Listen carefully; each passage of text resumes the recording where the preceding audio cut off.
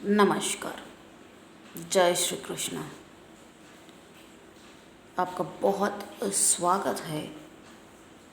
तो आज की चर्चा का विषय है कुछ दुर्योग, कुछ महत्वपूर्ण दुर्योग। इन पर बात करेंगे। प्रियदर्शकों, आपको हमने बताया है कि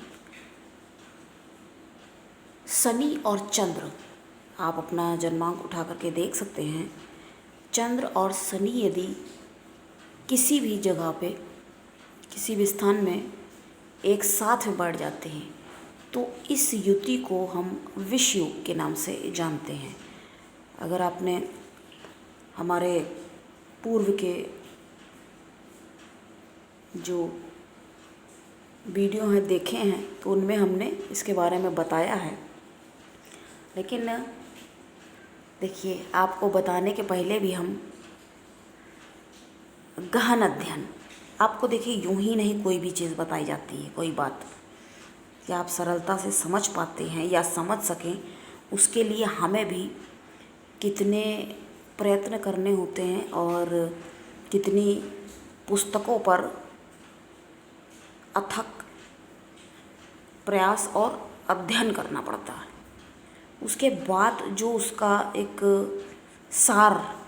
सारांश, जो कंक्लूज़न पे जब पहुंचते हैं, जो निचोड़ कह सकते हैं निकल के आता है, तब आपको इसके बारे में हम बताते हैं। जैसे हमने आपको विष योग बताया, तो ये खराब माना जाता है। ये तो अगर आप रुचि रखते हैं इस विषय पर तो आपको ये पता होगा कि ये खराब माना जाता है।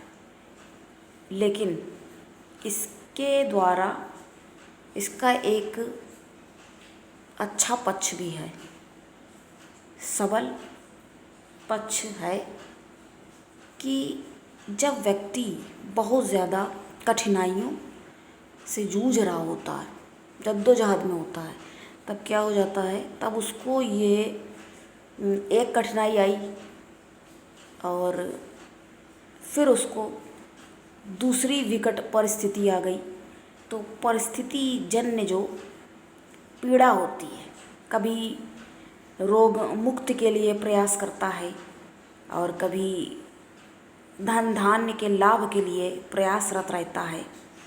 कुल मिलाकर मनोसंताप में व्यथित होता है व्यक्ति। तो व्यथित हृदय की पीड़ा से ऐसा जो आदमी जूझ लेता है, फिर क्या होता है, ये कहा गया है ना, जब ज़्यादा रात हो जाती है, जब घना अंधेरा हो, तो उसके बाद यानी सुबह होने वाली है, तो इससे व्यक्ति क्या सीखता है, अपने मन को कंट्रोल करना। इसका ये एक सकारात्मक पक्ष कह सकते हैं। तो ऐसा व्यक्ति धीरे धीरे करके उसको, क्योंकि बारीकी से उसको जब चीज़ें समझ में आने लगती हैं, कहते हैं ना, एक दुविधा है, एक कष्ट है, या कोई घात हुआ या कोई भी दुख पहुंचा या धन हानि हुई या बंधु विरोध हुआ, बंधु द्वारा विरोध जब किया गया या कुछ भी हुआ, तो एक पीड़ा पहुंची। जब प्रकोप हो गया शत्रुओं का, तो पीड़ा पहुंची, और जब पीड़ा पहुंची तो फिर एक अवसर भी उपलब्ध हुआ उसके सामने। कैसा अवसर? अवसर उपलब्ध हुआ उन्नति करने का, फिर से अपने आप को खड़ा करने का और साबित करने का। ये साबित करने का कि दूसरों के निर्णय पे ही चले, इतना तो कमज़ोर नहीं है। वो व्यक्ति के सामने ये साबित करने की स्थिति उत्पन्न हो जाती है। कुल मिला के ऐसी परिस्थितियां ही निर्मित होती हैं कि व्यक्ति को ये करना ही पड़ता है। तो केवल पराजय और पलायन जब व्यक्ति करने की स्थिति में होता है, देखिए क्रोध बहुत बार, देखिए हमारा एक जो क्रोध वाला इतना बड़ा वीडियो जो है 1 घंटे से भी ज़्यादा बड़ा, क्या लोगों के तो तमाम सारे, अब जो भी चाहे वाहियात बातें हों या जो भी हो, कुछ लोग देखिए 1.5-2 घंटे से भी ऊपर बनाते हैं और तमाम सारी बातें उसमें। तो केवल पराजय और पलायन कर जाना ये उचित तो नहीं, ये न्याय संगत नहीं और तर्क संगत भी नहीं कहा जा सकता। तो जब क्रोध देखिए अच्छा भी होता है, कभी वैसे क्रोध को एक निगेटिव पक्ष में ही, इसको नकारात्मक ही समझा जाता है, क्योंकि आप चिल्ला रहे हो बेवजह, अपनी एनर्जी को बर्बादी तो करना कहा जाएगा इसे, तो ये सही तो नहीं होता है। लेकिन कभी कभी अब देखिए किसका क्रोध सही होता है ये भी हम आपको पूर्व में बता चुके हैं। ये क्योंकि क्रोध तो सभी को लगभग आता है, लेकिन बहुत ज़्यादा जिनको आता है वो कम ही लोग हैं। जैसे मेष वाले का क्रोध होता है क्षणिक, और अब आप कहेंगे इसकी बात भी हो गई। वृष वालों का क्रोध है कि देर तक बना रहता है। मिथुन वाले तो क्रोध करते हैं और कुछ भी मतलब बातों में लड़ लेंगे और भूल भी जाए थोड़ी देर में। कर्क वाले भावुक होते हैं और वो बदला अगर लेने पे आ जाते हैं, वैसे देखिए भावुक माने गए, और जब क्रोधित होते हैं तो बदला लेने पे आए तो लेकर ही रहते हैं। फिर सिंह बहुत क्रोधी, वो भी ऐसी अपने कहते हैं, इनके बारे में ये कहा जाता है ऐसा कि अपने शरीर में, अपने तन में ऐसी गांठ मारेंगे और समय कहेंगे, उस समय तो कुछ नहीं बोलेंगे। राजा है ना सिंह, सूर्य की राशि है, सिंह शेर होता है, तो जंगल का राजा है, तो वो अपने घात लगा के अपने हिसाब से ऐसे लेते बदले। उस समय तो नहीं बोलेंगे, लेकिन बाद में समझ लेंगे कैसे क्या हिसाब पूरा करना है। और ये सोचो कि भूल जाओ कि वो छोड़ देंगे, ये तो नहीं होने से रहा। तो हम बात दुर्योगों की कर रहे थे, तो इसके बारे में हमने आपको बताया विष योग में ऐसा होता है। अब हम बात करेंगे राहु और गुरु के द्वारा निर्मित होने वाला गुरु चांडाल। देखिए इसके बारे में आपने बहुत कुछ सुना होगा, हो सकता है या ना सुना हो तो अच्छी बात है, क्योंकि सीधी बात किसी को बताओ तो समझ में आती है, वरना उल्टा सीधा बताने के लिए तमाम सारे लोग मौजूद हैं, ऑलरेडी मौजूद हैं। तो बात कर रहे हैं हम गुरु जब तक अच्छा नहीं होगा तो उस व्यक्ति के पास भूल जाइए कि ज्ञान होगा भी। तो बहुत ज़्यादा सर्व प्रमुख इम्पॉर्टेंट, क्योंकि जो व्यक्ति बताइए ज्ञान नहीं है, सोच विचार बुद्धिमान होना एक अलग बात है और ज्ञानवान होना एक अलग बात है ये।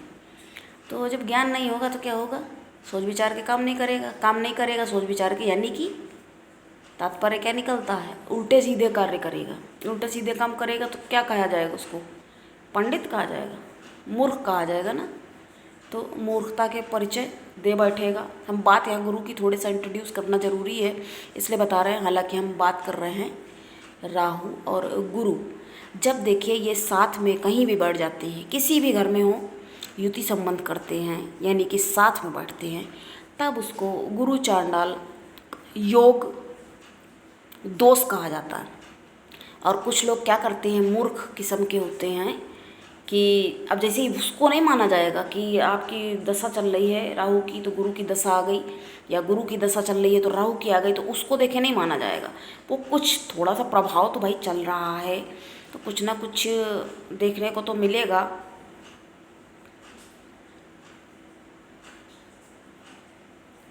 देखने को तो आपको मिलेगा ही, कोई चोर से हानि हो सकती, क्योंकि राहु ना चोर वाला भी काम किया था भाई, अमृत पीने के लिए अपना इसने दिमाग लगा के, दिमाग है ना, दिमागी काम। तो बताइए राहु और गुरु का ये खराब फिर कैसे केवल कहा जा सकता है। ये इतना बुद्धिमान बल्कि बना देता है कई बार, इसको बहुत से लोग लोमड़ी भी कहते हैं, तो लोमड़ योग बन गया ये। मतलब कुल मिला के ये तो एक हंसी वाली थोड़ी सी बात हो गई, हास्यास्पद हो गया ये शब्द, किंतु बताने का देखिए ऐसा है कि कई बार क्या हो जाता है, बुद्धि भ्रम हो जाता है, इल्यूज़न। तो ये इल्यूज़न कौन क्रिएट कर देता है? ये राहु करता है। अब वही है कि एक पक्षी ने देखा कि उसको लगा कि कोई क्या पड़ा है, पेशी समझ माणिक्य को वह विहग देखो ले चला। तो जब भ्रम में यदि भ्रम हो गया, अब भ्रम में यदि कोई काम कर डाला तो क्या हो गया? भ्रांतिमान, वो भ्रांति हो गई उसे। तो इस तरह से इसको समझा जाएगा। आप भी कहेंगे कि हम आपको एक एक सूक्ष्मता के साथ बताते हैं। कई बार देखिए, अब आपको एक बात हम बताएंगे यहाँ पर, ध्यातव्य है ये कि भौम की जब देखिए दशा चलती है, अंतर दशा चलती है, प्रत्यंतर दशा चलती है और सूक्ष्म दशा चलती है। तो जब ये दशाएं चलती हैं तभी ना व्यक्ति पर तरह तरह से असर होते हैं। कभी व्यक्ति खुश हो जाता है, कभी आदमी निराश हो जाता है, कुछ काम उसके बनते हैं तो वो प्रसन्न हो जाता है। तो इस तरह से काम करते हैं। तो जब देखिए भौम अर्थात मंगल की जब कहीं प्रत्यंतर दशा चल रही हो और उसमें केतु की भी सूक्ष्म दशा आ जाए तो क्या होता है? दूसरों से भ्रमित हो करके गर्हित काम करता है, यानी कि दूसरों के द्वारा। असल में होता क्या है कि भौम जो है, मंगल जो है और केतु को भी मंगलवत ही माना गया, भौमवत ही उसको समझा गया, क्योंकि उसके अंदर भी बहुत ज़्यादा अधीरता, धैर्य नहीं धारण कर सकते। सर तो है नहीं उसके पास, चलता रहता है, चलता चला जा रहा है, कहाँ जा रहा है, क्या जा रहा है, क्यों जा रहा है, कुछ अता पता है नहीं। तो आपको हमने इन दुर्योगों के बारे में बताया, इनका आपको एक अच्छा पक्ष बता रहा है। देखिए राहु, और आपने ये सुना होगा पूर्व में, अब तो लोग बताते रहते हैं जो भी है, तो राहु भी ऊंचाई तक ले जाने के लिए जाना जाता है। राहु भी योग कारक यदि है तो अत्यंत लाभदायक सिद्ध होता है। अब आपके जन्मांक में ये कैसा है, कहाँ बैठा है, ये तो एक आचार्य थोड़ा बहुत बताने के लिए, क्योंकि ज्ञान में निरंतर वृद्धि करते रहो, बढ़ोतरी करते रहो, उससे अच्छी क्या बात हो सकती है? कोई बात नहीं हो सकती है। तो ये आपको ध्यान देने होगा। जब बताइए ज्ञान है जिस व्यक्ति के पास, हमने क्या बताया आपको, राहु और गुरु यदि कहीं युति करते हैं, या दृष्टि भी, देखिए ये माना जाता है दृष्टि अगर करते तो भी बहुत अच्छा है, अत्यंत शुभ है। कैसे? अब राहु है, राहु के ऊपर गुरु की यदि दृष्टि पड़ गई तो राहु के अंदर जो उसकी धृष्टता, धूर्तता, दुष्टता या नीचता होगी वो भंग हो जाएगी, क्योंकि गुरु की दृष्टि में अमृत है। तो उसकी 50% से भी ज़्यादा उसकी जो कुटिलता फैला रहा होगा आपके जन्मांग में बैठ के, तो उसमें क्या हो जाएगा? कटौती हो जाएगी। यानी कि उसका लाभ प्राप्त होने के लिए आप उसको जान सकते हैं, उसको देख सकते हैं, यानी कि लाभ दिखाने वाला भी हो सकता है। तो आपको हमने इन दुर्योगों के बारे में बताया। अब जैसे केमद्रुम है, देखिए चंद्र का योग, जैसे हमने आपको शुरू में बताया कि ये योग ऐसा होता है। तो बताइए जब चंद्र का ये योग है तो क्या करता है? ये खराब माना गया, इसको बहुत ही ज़्यादा, ये कुल मिला के हमारे ज्योतिष शास्त्र के अंतर्गत इसको सर्वाधिक खराब है। उसके लिए ऐसी ऐसी बातें कही गई हैं कि आपको बताने लगे, बहुत ज़्यादा गलत इसको कहा गया है। सबसे बेकार यदि है तो इसी को कहा गया है। तो जब इसी को कहा गया है तो क्या नुकसान नहीं देगा? लेकिन वही चीज़ है, अगर किसी की दृष्टि यहाँ पर पड़ जाती है तो क्या हो जाएगा? तो अब देखिए पूरी तरह तो नहीं भंग होगा, लेकिन यह है कटौती हो जाएगी। क्या कटौती हो जाएगी? जितना वो खराब हानि कर रहा होगा, अगर कोई मित्र ग्रह ने देख लिया या आपके सर्वाधिक योग कारक ग्रह ने देख लिया तो क्या हो जाएगा? उस दुर्योग की समाप्ति हो जाएगी ये तो नहीं कहा जा सकता, समाप्ति तो नहीं होगी, लेकिन बच जाएगा कुल मिला के। उसी तरह जैसे अभी मैंने आपको विपरीत पूर्व वाले वीडियो में बताया है, विपरीत राजयोग जो होता है उसमें क्या हो जाता है, उसमें हो ये जाता है कि जो आप जिसको खराब समझ रहे हैं तो खराब भी है वो ठीक, लेकिन वो ठीक फल देते। कैसे? जब विपरीत स्थितियों में। देखिए विपरीत स्थितियों में एक बात यहाँ समझनी ये होगी कि जब कोई व्यक्ति मान लीजिए बहुत अच्छा है और समय कैसा है, तो अगर चालाकी उसके अंदर नहीं है तो अपना ही कटाता रहेगा, अपना नुकसान करेगा। और जब कोई स्थिति है अपना जिसको चलना आ रहा है, समझ के अपने हिसाब से काम कर रहा है, तो क्या हो जाएगा, वो चीज़ से बच जाएगा। तो आज के लिए इतना ही। ये दुर्योगों पर चर्चा हमें अनिवार्य लगी कि इसके बारे में आपको एक अलग नज़रिया, एक इतना शोध किया और हमें लगा कि ये आपको बताना चाहिए, शेयर करना चाहिए। तो आज के लिए इतना ही। नमस्कार। जय श्री कृष्ण।